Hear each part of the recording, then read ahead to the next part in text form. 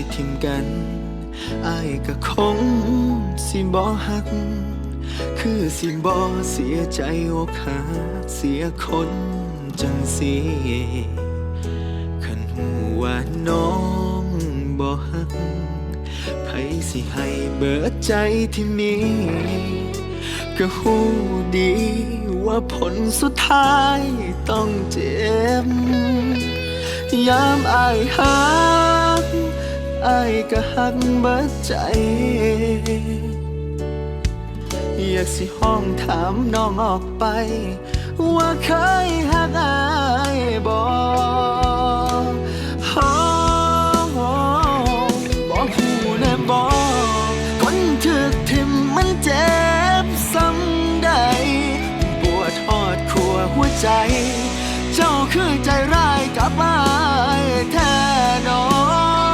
งบ่ฮักก็ขอให้บอกกับอ้ายได้บ่สิได้เศร้าคิดต่อถอยออกมารักษาแผลใจ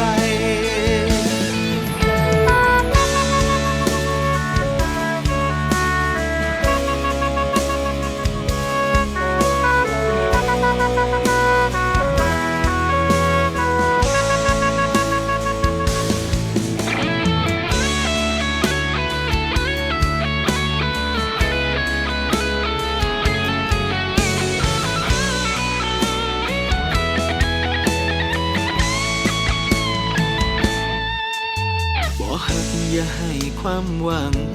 ผู้ใดเด้น้องขันเป็นเจ้าของน้องก็คงเสียใจขอร้องอย่าเห็นแบบนี้กับไผให้อ้ายเจ็บเป็นคนสุดท้ายแล้วจบได้บ่ยามอ้ายฮักอ้ายก็ฮักเบิดใจอยากสิห้องถามน้องออกไปว่าเคยฮักอ้ายบ่บอกหูแน่บอกคนถึกทิมมันเจ็บซ้ำใดปวดทอดขัวหัวใจเจ้าคือใจร้ายกับอ้ายแท้น้องบ่ฮักก็ขอให้บอกกับอ้ายได้บ่สิได้เศร้าคิดต่อถอยออกมารักษาแผลใจบ่ฮู้แน่บ่คนถึกทิมมันเจ็บซ้ำใดปวดทอดขัวหัวใจเจ้าคือใจร้ายกับอ้ายแท้น้องบ่ฮักก็ขอให้บอกกับอ้ายได้บ่สิได้เศร้า